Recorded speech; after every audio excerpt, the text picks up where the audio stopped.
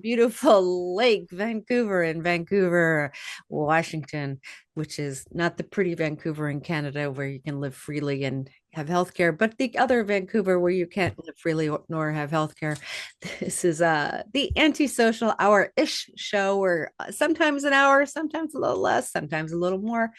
Today we have a guest that's a little different from the game developer folks and the voice acting folks we have, but I think it's more appropriate for many, many, many, many reasons. And you might notice that Aunty Sochelle herself is not talking at the moment. This is actually Cathe B, the comedian, so who is taking over for Aunty at the moment. I will, if I feel the urge to become antisocial, I'll just switch my personality right then and there.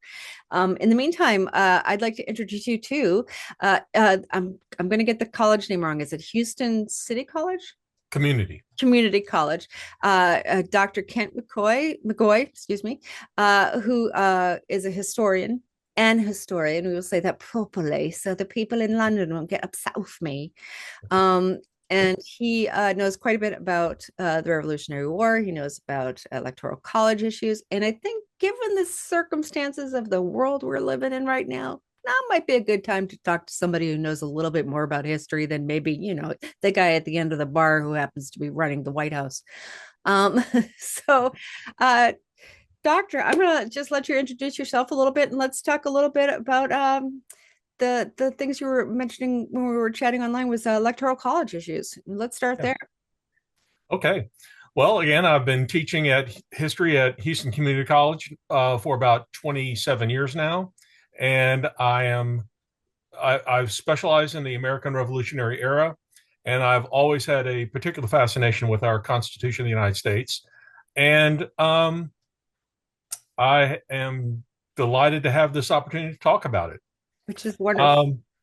So again, when it comes to the Electoral College, a lot of the most persistent criticism these days, and understandably, a lot of it comes from the left-leaning side of the political spectrum, right, is the anti-democratic nature of the Electoral College. And again, we have to go back and understand what the framers of the Constitution were all about. I don't like to call them founding fathers. They're framers. Yeah, that's a very good way to put it. At best, they're founding guys, but I just prefer they were in their 20s of the Constitution. And they were just kids too. Yeah. And so again, all the people who were involved with the drafting and the designing of our Constitution were very well versed in ancient classical Greek philosophy and all of that. And for a variety of reasons, Aristotle was elevated as the greatest of the philosophers from the ancient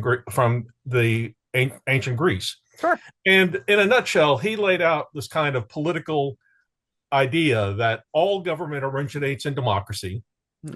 I mean, excuse me, all governments originate in dictatorship. Oh, then it becomes an oligarchy, which is rule of the few, which then becomes democracy, rule of the majority. Mm-hmm. But then Aristotle argued that democracy collapses into anarchy. And out of the ashes of anarchy, a dictatorship emerges. Interesting. And then the cycle then continues to repeat itself, as Aristotle described. By the 1700s, various political thinkers, a French one named Montesquieu and others, began to suggest the way that you prevent this cycle from happening, this disruptive cycle from happening, is to blend the governments. Create a government that has elements of democracy, elements of oligarchy, and elements of dictatorship, all combined in one government where each needs the other in order to survive. And then you can create a stable government. So it's more like an ocean where the ocean has great land masses, but they don't survive well unless there's the ocean itself.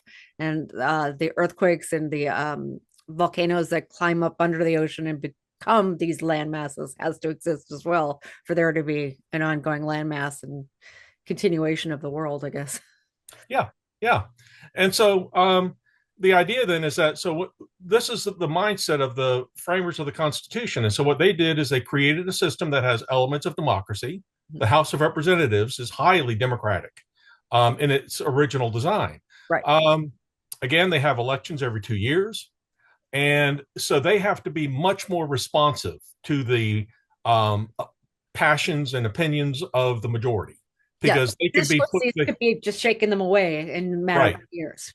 Yeah. So you could, because within 2 years, you could be gone Right. if you are ignoring the interests of the majority. And then the Senate becomes the element of the oligarchy, where the senators have more time so they can kind of wait through the passion of the moment Hmm. and and kind of slow things down and prevent a rushed decision from being made. Much more bigger picture thinking. Yes, and much more deliberative. Mm-hmm. And so then the presidency is the element of dictatorship. But again, they wanted this to be within a democratic framework. Right. And so again, it's often emphasized that the framers were anti-democratic certainly by our standards, but when you look at how they designed the House, that's highly democratic. Right. Now, senators at the time when the Constitution was originally written were appointed by state legislatures, but state legislatures were elected by a popular majority.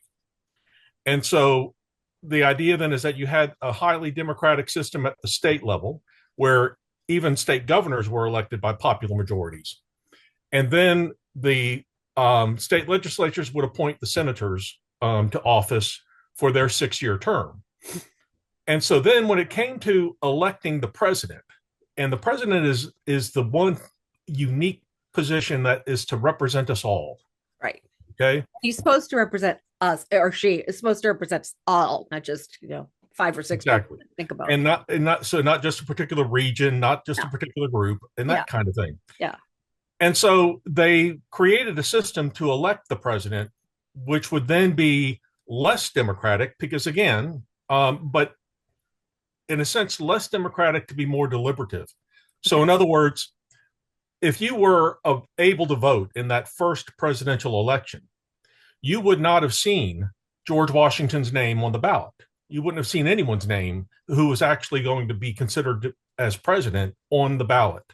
Because they would be discussed by the people that were already elected?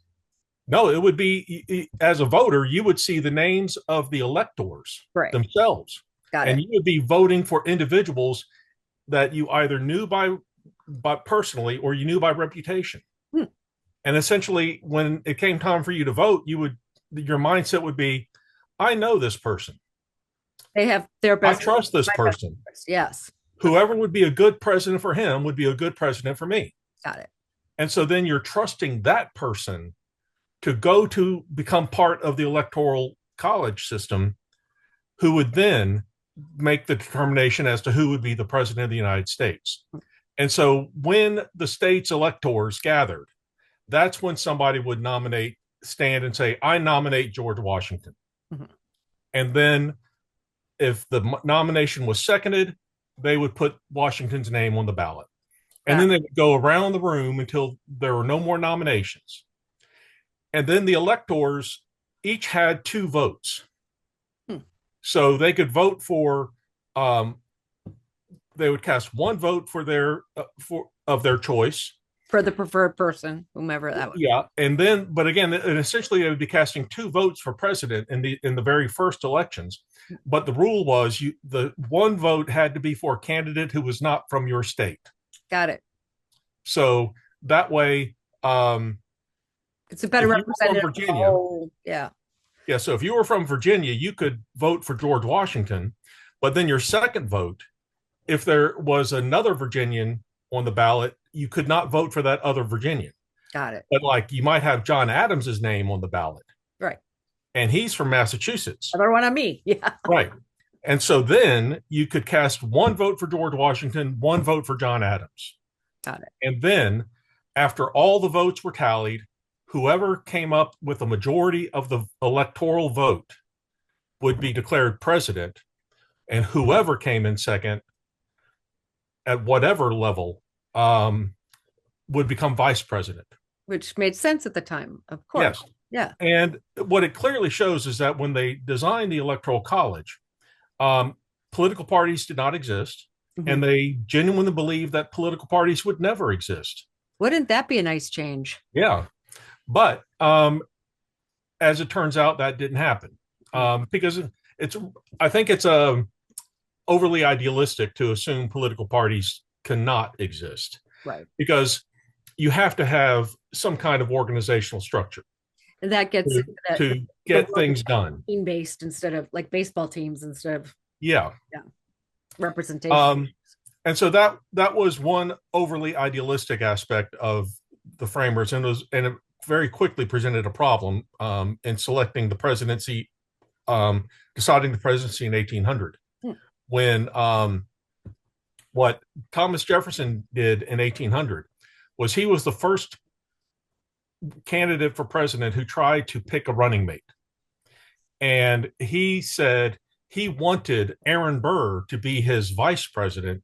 And so he encouraged the Electoral College supporters for his candidacy to cast one of their votes for Jefferson as the Virginian, the other vote for Aaron Burr, a New Yorker. Mhm. And so that way They met that.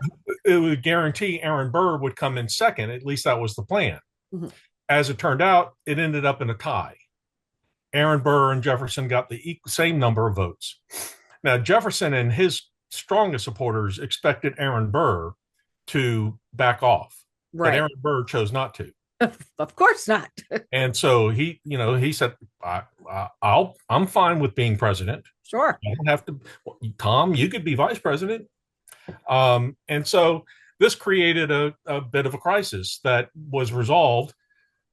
It took several months to resolve. At one point, what hastened the House of Representatives to solve the issue was the Pennsylvania militia threatened to march on the Capitol building because they said, look, it's clear Jefferson was intended to be president, confirm Jefferson as president. And so then Congress did. And Aaron Burr then became vice president. And so this is going to result in the 12th Amendment, which cleaned up the Electoral College in the sense that it became the system we have today at that point, where the president designates their vice presidential running mate as part of the campaign. And Because so when that you're in was the a Electoral precedent you College, have to follow. Sure. yeah. So when you're in the Electoral College, when you cast your vote for the president of choice, then you are automatically picking their vice president. That position had already been pre-selected. They So in kind of other words, when your vote went to Kamala Harris this last election, then your vote automatically went to Tim Walz right. as her vice president, and so on. And so that way they avoided another conflict like the one between Jefferson and Burr during the election of 1800. And then this is occurring as political parties are forming. Um, and Why did political parties form? Was it just a matter of getting people on the same page for ideas, or was it a matter of getting not the word I'm looking for, regional areas on the same page for ideas, or I would say all of the above, because the idea like I said, I think there's a necessary purpose behind political parties in the sense of making sure that you get an adequate number of votes, the number of votes needed to get legislation passed. got it. You don't want to keep introducing legislation that doesn't have a chance of passing. Right. So it's like Nancy Pelosi. She would never bring a bill to the floor that she knew wouldn't pass Exactly. because that's a waste of time, waste of effort. Right. And so the only way you're going to know that the legislation will pass once brought to the floor is to essentially do all the voting beforehand and know the outcome, Take the and right then hand. just kind of formalize the Yeah. decision by actually presenting the legislation to the floor. Mm-hmm. I think a big part of the history that we've lost is when political parties were first becoming rigidly in place in the early to mid 1800s. Mm-hmm. People like you and me would never be part of a political party We wouldn't have because any we reason. weren't politicians. Yeah. If you were a politician, then you would choose a party. So then you could become part of that organization. And again, if there's legislation you wanted to pass, then you would need that organization to build support for the the legislation you wanted, Right. and so on. So as a politician, you would join a political party. And what were called Basically what newspapers, lobbyists do now, isn't it? What yeah, yeah. and what were called newspapers were in this time period were nothing more than what we think of as the editorial page. Right. And they were produced by political party organizations. So when it came time for us to vote, Mm-hmm.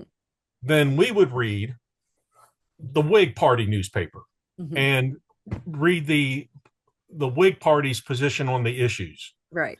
We would read the Democratic Party's newspaper as well, and just see what the Democratic Party's position on the issues were. And if there were other political parties, then they would also have material for us to read. And every voter was a truly independent voter. Wow. And you would vote for the party that best reflected your interests. And so the idea then is that at one point in your life, it may be the Democratic Party that represents your interests, but at another point in your life, it may be another political party, another set of issues that take priority in your life. And as you change as a person, your priorities change. And Right. And so, um, and so that system can work well with political parties in existence.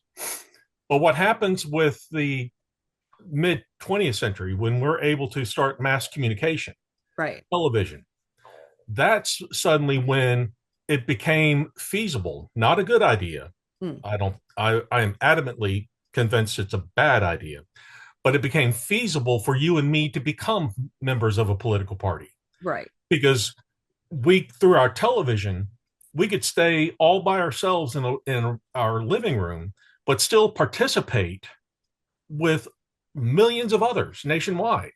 And so we could be part of that event, even though we're not actually in the room. Yeah, it's And beyond one voice, one, one vote. It becomes, one opinion, a whole room full of opinions. Yeah.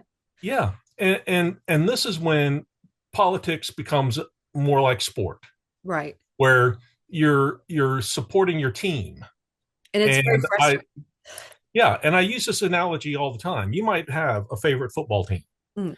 and you are watching friends with your friend football with your friends, Yeah. and you all support the same football team. Somebody's in Alabama, somebody's University of Michigan. Yeah. Yeah. And then among those that who think like you do, you might be criticizing your quarterback, Mm-hmm. saying he better get his stuff together or he's out of here. We need to get a new quarterback.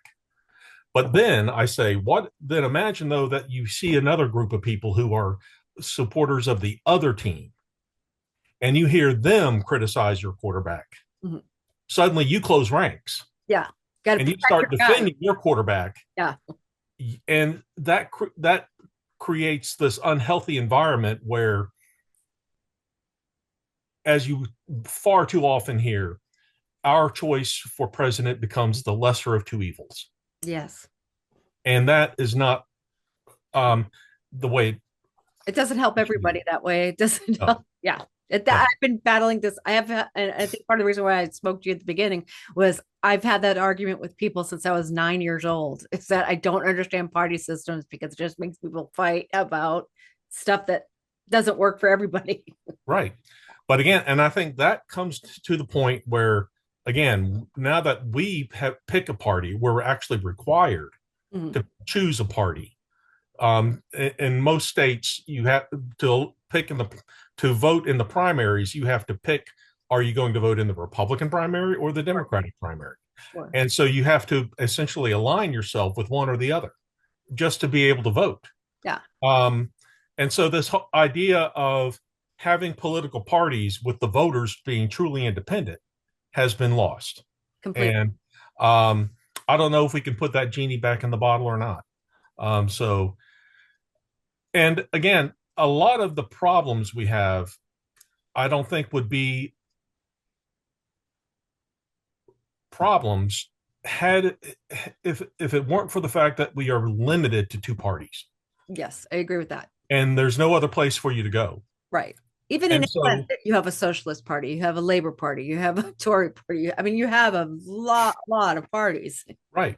And again, Madison was James Madison and he was really the central figure in designing our constitutional system. Mhm. In the Federalist paper he wrote, number 10, he lays out that he believed that there would be parties, but he believed that there should be multiple parties Mm. because he said then nobody gets a majority. Right, right. And then that means the only way to get a majority is for enough of the political parties to come together as a coalition Mhm. and balance. So they have to compromise and balance their interests sufficiently so that then they can form a majority and actually have a functioning government. What is Yeah. this word you were using? Compromise? I don't quite Yeah. understand. Yeah. I don't understand that word. I I don't. know. It's a four-letter word these days. Oh, I know.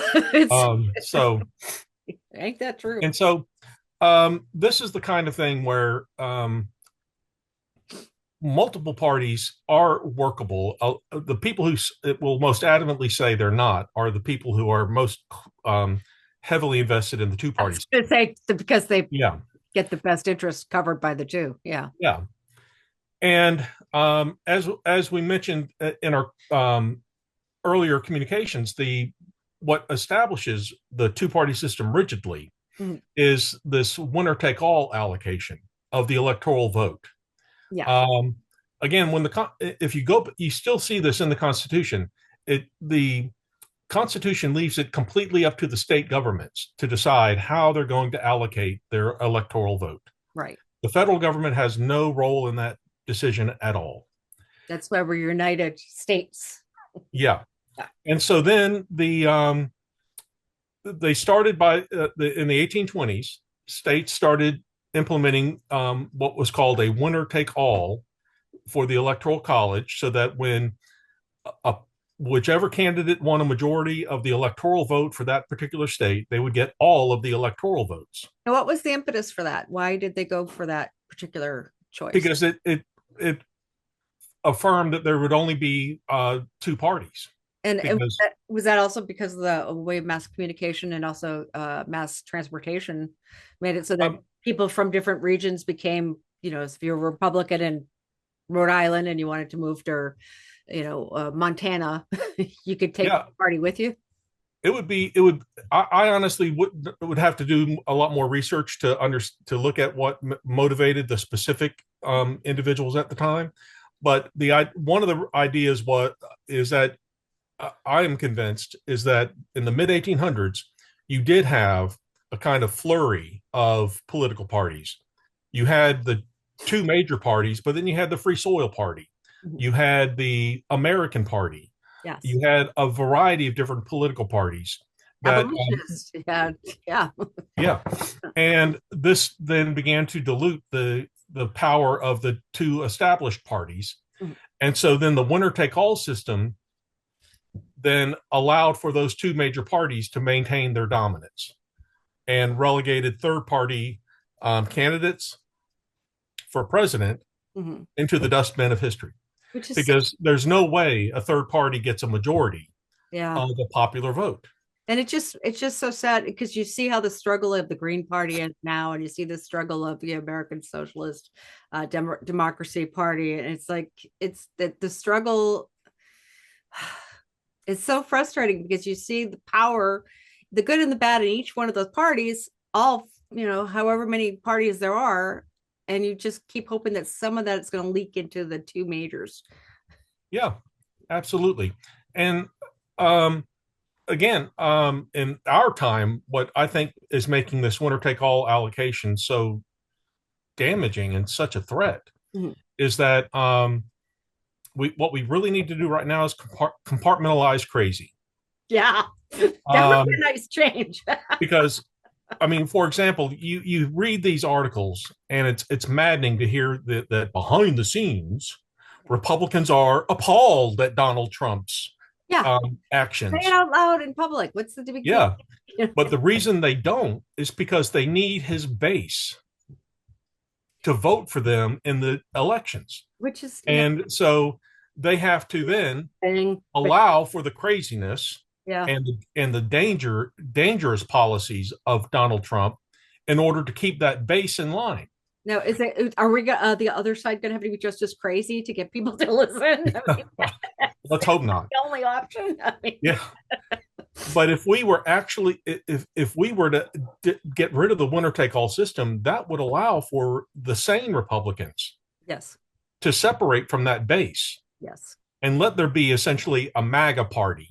So the electoral system, as it is now, is it even necessary at this point? Or, I mean, should it exist? I think it should, because this wasn't necessarily the intent Mm-hmm. of the Electoral College, but what it's become is a system that requires any serious contender for the presidency to establish a presence in every state. Hmm. And if the president is going to be someone who represents The whole every state, then they should at least have some measure of support in every state. So, like, I come from deep red Texas. Okay. mm-hmm.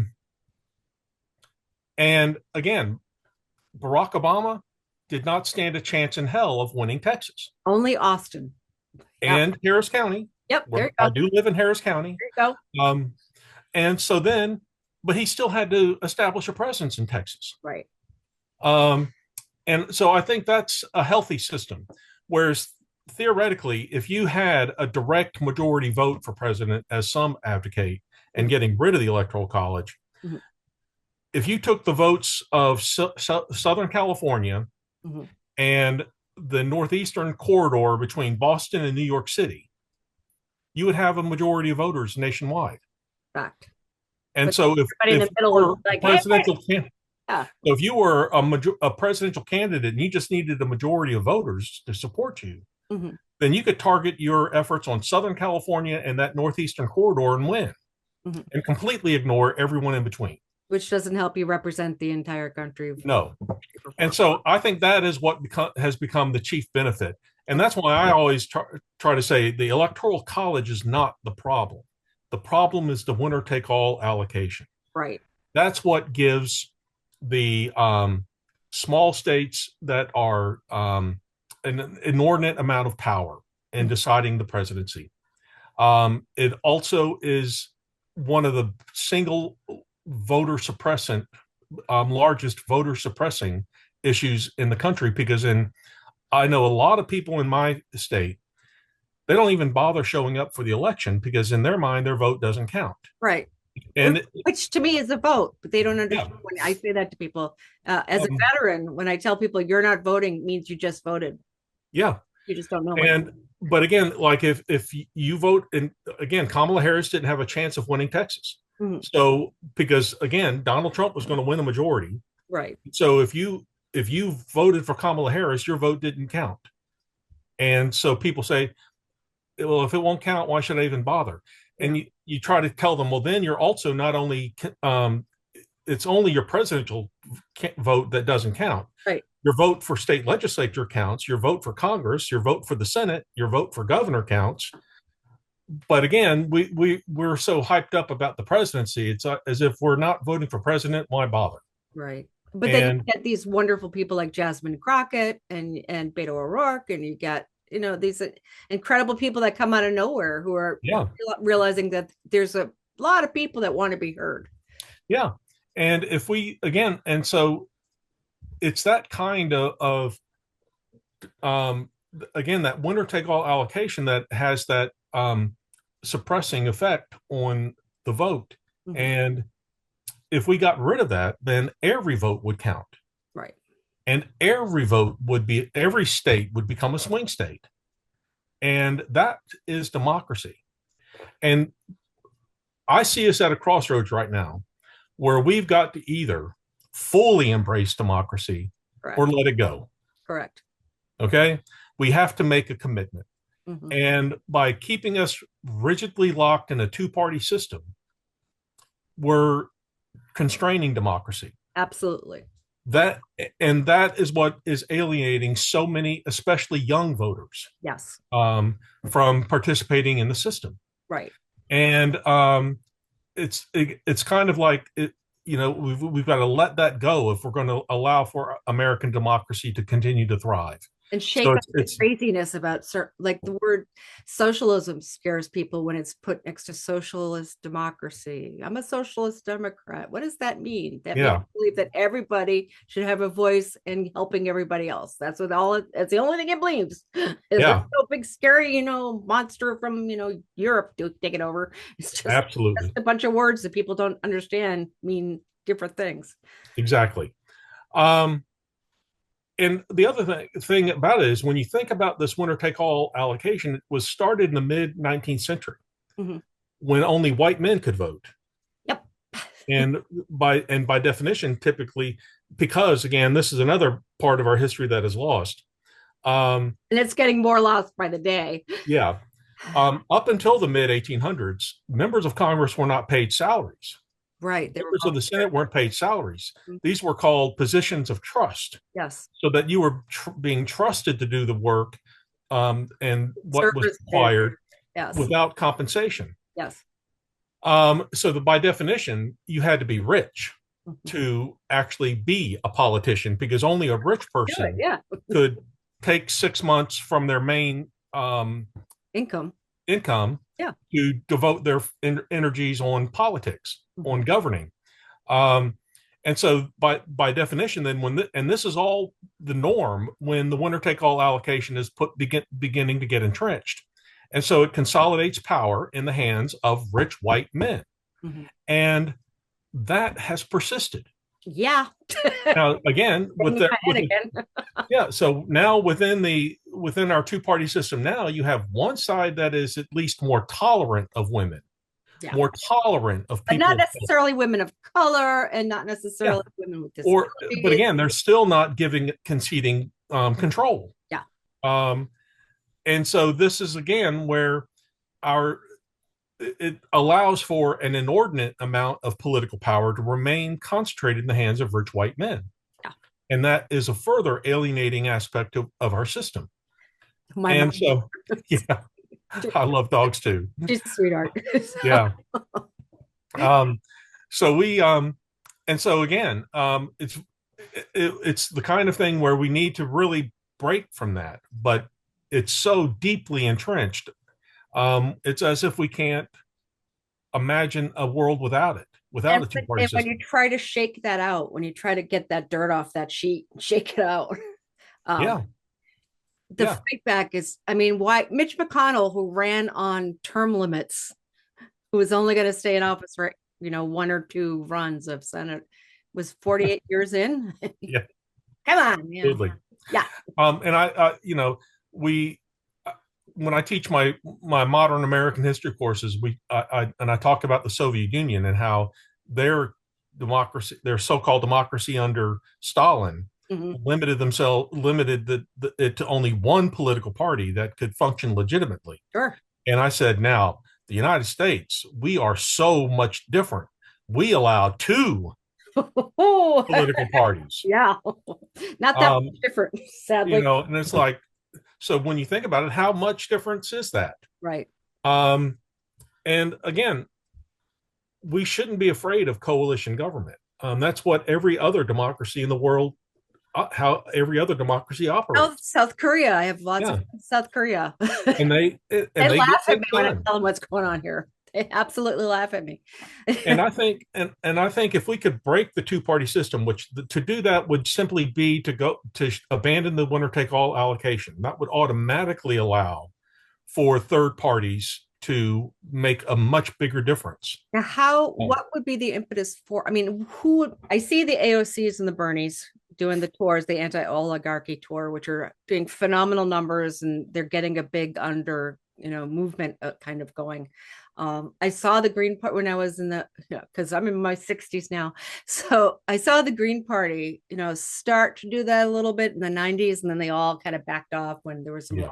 Ralph Nader issues, and the Tea Party, even if you want to go on the right side, which is always correct. But Mhm.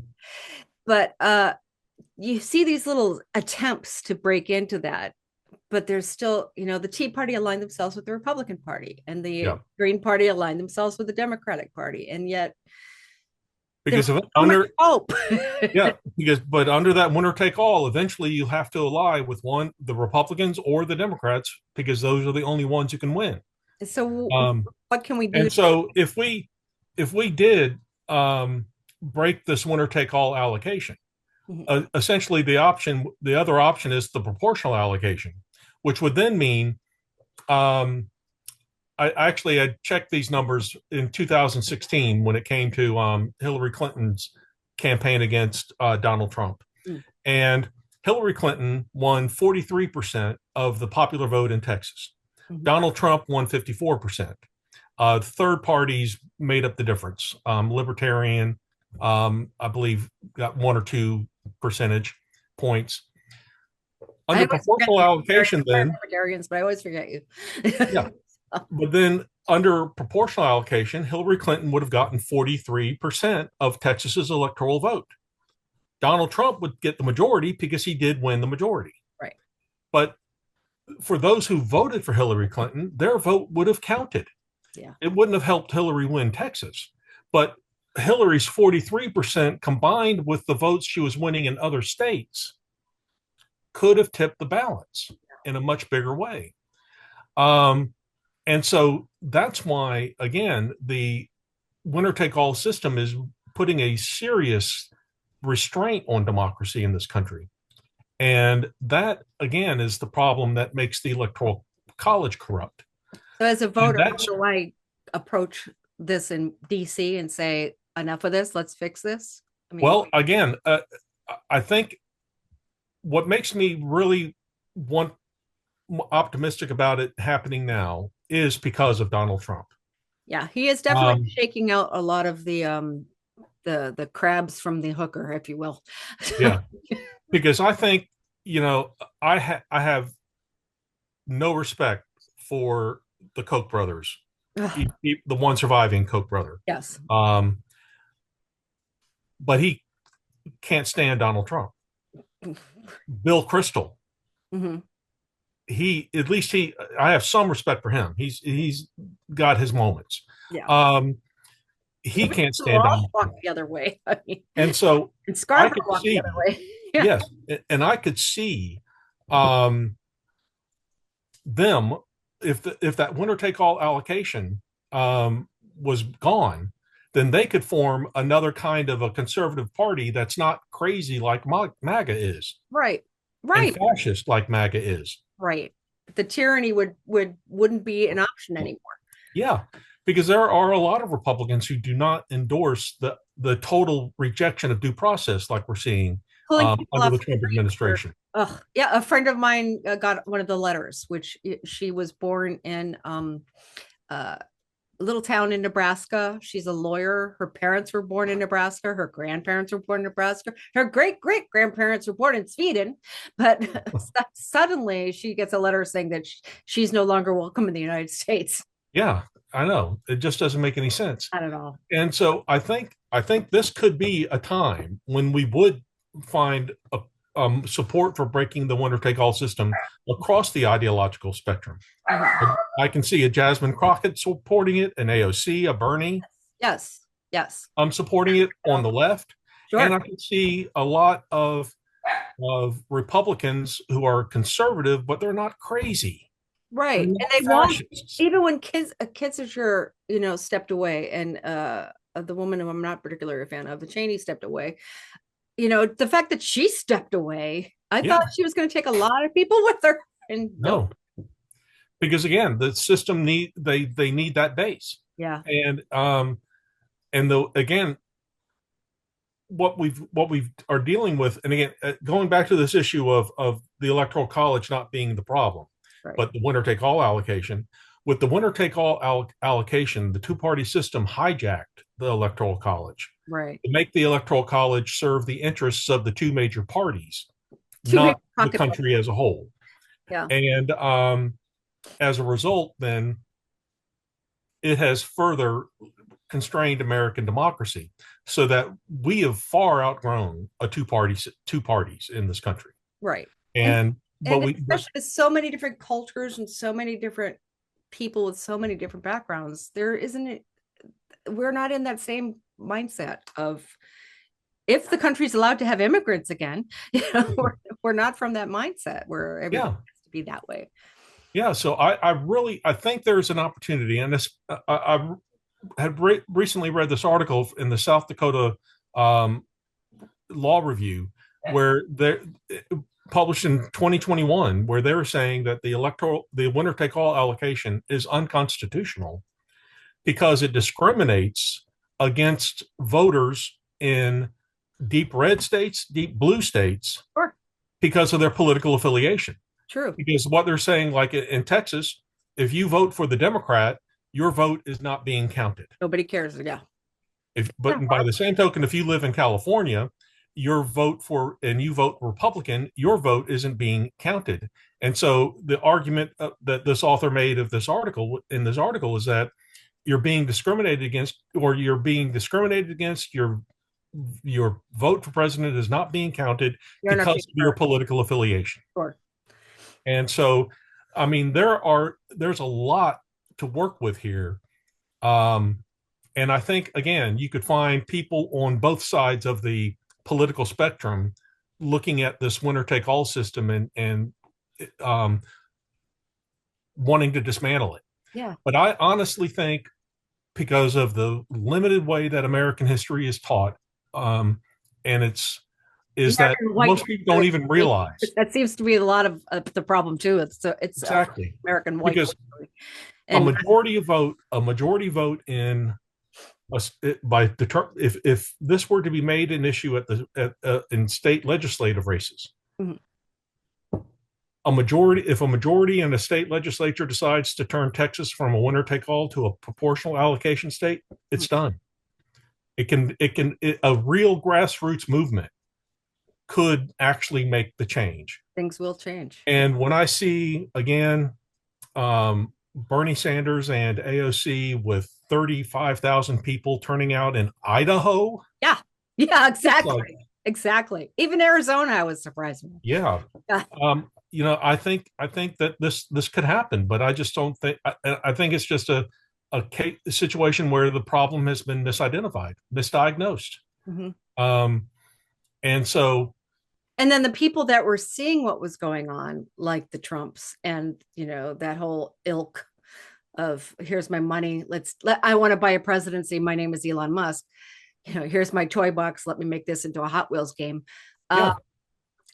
They saw that they could buy a presidency, Mm-hmm. or a Supreme Court seat like Mitch McConnell has been working on for decades. When this happens, you see that people are going, oh, it took me this long to see what was going on. Now that we have a tyrant in the White House, now that we have somebody, actually a shadow in the White House, he's not actually doing anything. He's golfing. Yeah. Elon Musk and Steve Miller are doing everything. But when he finally gets shaken out of there, and I honestly think he's going to be out of there a lot sooner than people think he is, with what's going on with the Supreme Court right now. Yeah. And I also think some of the Supreme Court's going to be out of there a lot sooner than they think they are. There's not going to be an answer of let's go Democrat, let's go Republican. It's going to have to be let's go something else. Yeah. There's not going to be a choice. Right. And again, right now, what is the real threat under our rigidly established two-party system is that now one of the major parties has been hijacked by fascists. Yeah. So, which means then at every election, as long as that remains the case, fascists have a 50-50 chance of winning. Mm-hmm. And those odds are unacceptable. Now, are you a veteran, by the way? Just ask. No. Okay. Just no. This is what I'm finding on the veterans news groups and Reddit and things. There's also veteran discords. There's a veteran gaming group that I'm part of. There's a very small percentage, maybe about 18 to 20% of the people I speak with who have this mindset of whatever the president says, I got to do. And then the rest of us are like, no, it's the Constitution we swore an oath to, not that guy over there. Mm-hmm. And I'm finding like some of them are joining these little mini groups of I'll pretend to LARP, live action role play as an ICE agent this week. It's just this crazy idea that because these people are in charge now, I can go and pick my basest, worst feelings about everybody in the world and act out on them. Yeah. And as veterans, it completely just destroys me. Like that you miss that whole part of that Constitution where you actually read it and there was a Bill of Rights as part of it. Oh, yeah. I'm not a veteran, but my stepfather served 24 years in the Air Force, Wow. fighting in World War II Wow. and Korea. Um, and I still remember I was a teenager, and he was a hunter, gun collector, Mhm. member of the NRA, Mhm. and it was in the late 1970s that the NRA began to advocate for um, civilians to own the type Yes, the R-15, AR-15s, and really advocating and promoting that idea. yes.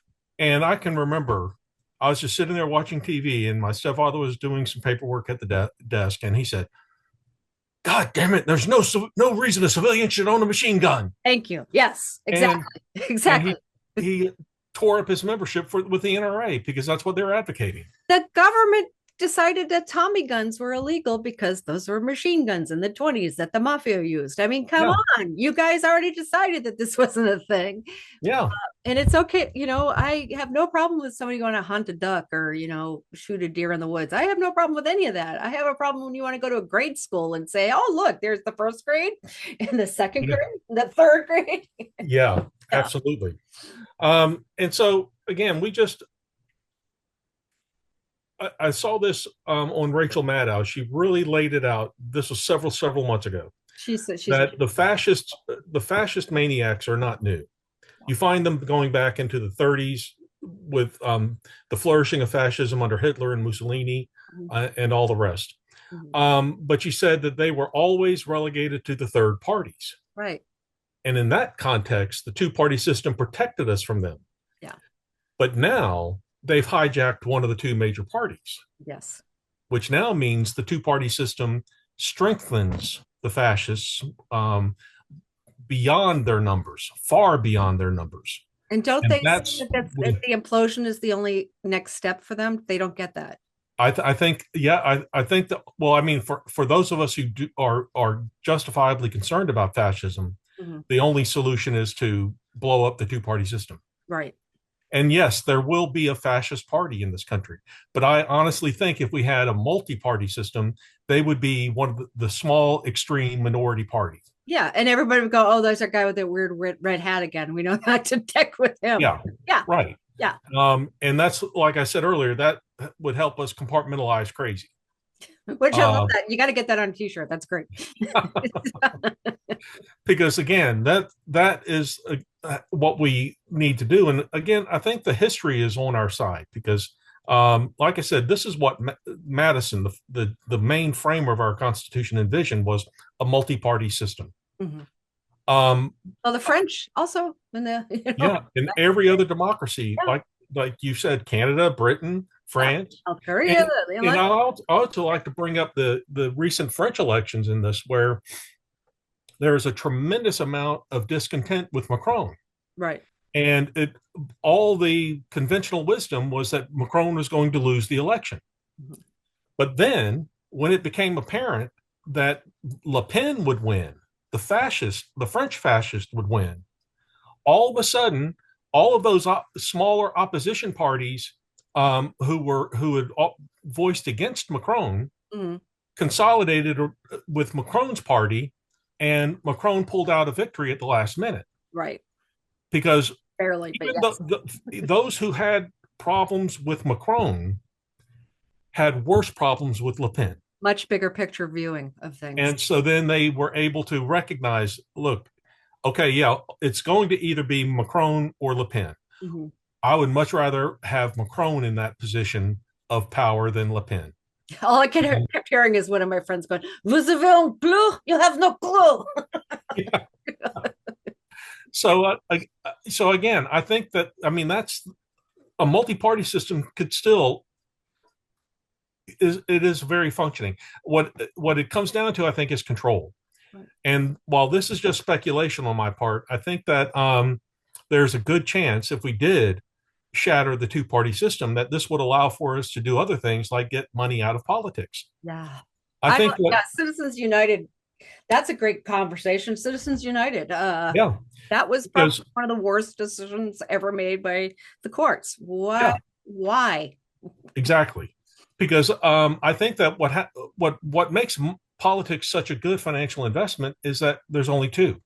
Mm-hmm. There, it has to be one or two, one of the two to win. And so when your odds are 50-50, either side, either voting either one is a good bet. Mm-hmm. And so a lot of the big money, they do that. They go to the Republicans and the Democrats. And that way that both parties are beholden to those financial interests. Crazy. I always hoped growing up in Boston where the Revolutionary War kind of, took a Yeah. home, and where we used to pull out musket balls in our backyard to the time I left the high school. That's what we were doing. Yeah. I used to think that there would be a rise of the Black Party, as the Black Panther Party. I thought for sure that was going to happen, and then it got completely washed away. Yeah. Yeah.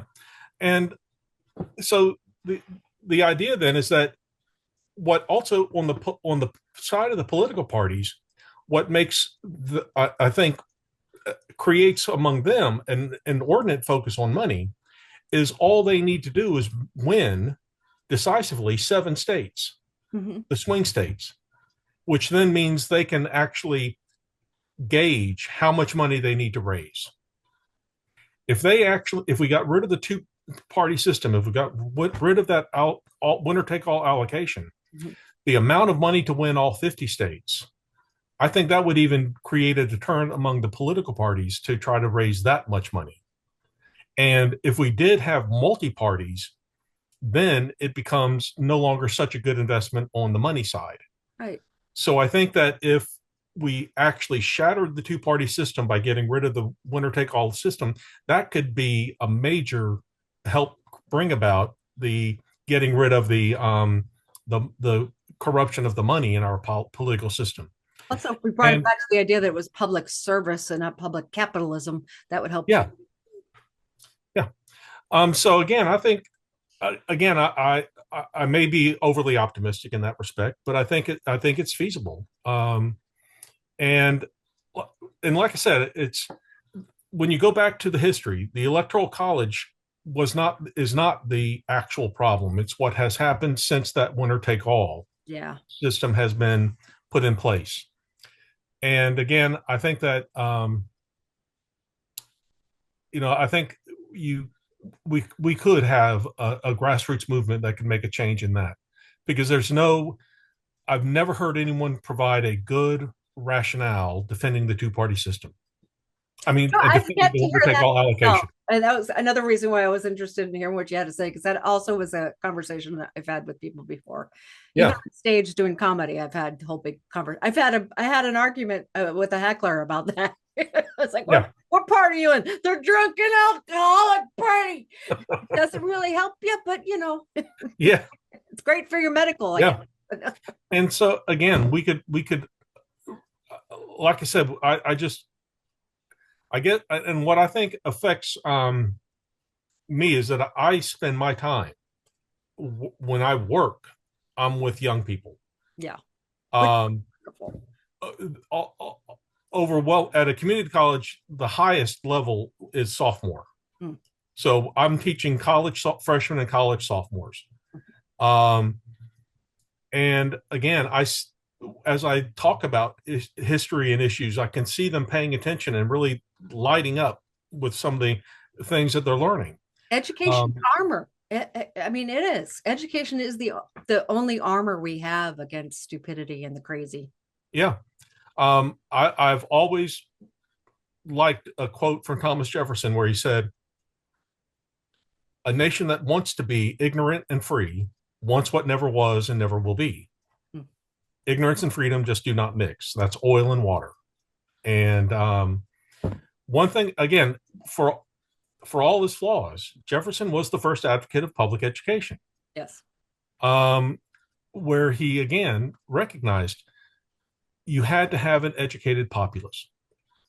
Again, when you go back to a Fascists lot, are going for that right now. yeah, Yeah.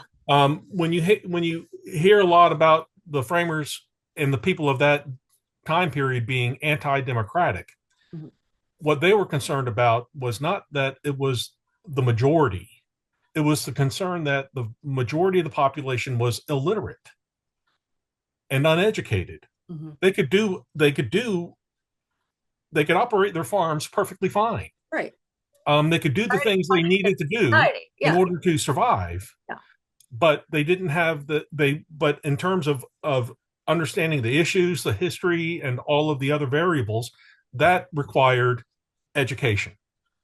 And um, so what they feared about a majority rule based system is that if the majority is illiterate, then they might allow a demagogue who focuses on their hate, their ignorance, Hmm. and stokes that hatred, stokes that ignorance to That can't garner happen votes. here. No, of course not. Um, and um, so again, while they were putting their system in place, some like Jefferson were advocating for public education.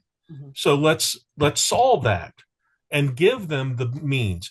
Jefferson laid out a plan for primary education where he says a part of the goal was so that they could tell when their politicians were lying.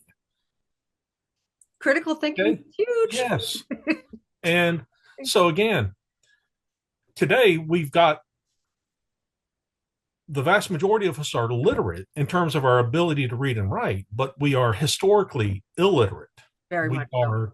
are, in terms of how our Constitution works, we're illiterate.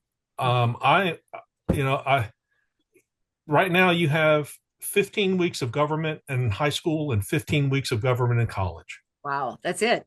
Yeah, That's nothing. yeah. I mean, that's Texas. I hope it's better in other states, I do as but well. I was very fortunate and had the Massachusetts public education, which I'm still proud of. yeah. I tell a story where when this was back in 2010, I spent um, about 2 weeks in Salzburg, Austria, with the Salzburg Seminar, Mhm. and one of the guest speakers to my group was the now retired Supreme Court Justice Anthony Kennedy, and it turned out he taught a law school course at the University of Salzburg in the summer, Oh, and so he was in Salzburg, and so they arranged for him to come talk to our group. And he told us a story when he was invited to a group of high school to speak to high school students in Poland.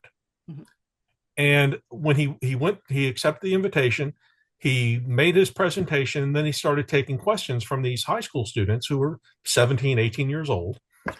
And they started asking him questions that were very specific and very nuanced questions about legal interpretations in the United States and specific Supreme Court cases. Mhm. And For instance, Germany had the same issues. Yeah, they're yeah, telling the same thing. and and he finally stopped and asked, "Where are these questions coming from?" Mhm. And what he found out was back in the 90s when Poland overthrew the communist rule in their country, they wanted to establish a democracy like the United States. Mhm. And they realized it was going to take a generational investment. And so they started requiring that their students take American constitutional history every year starting in fourth grade. So by the time Anthony Kennedy spoke to these high school seniors, they had 8 years of constitutional history. They could probably pass bar exams in states. Yeah. And again, Germany had very similar when the wall came down.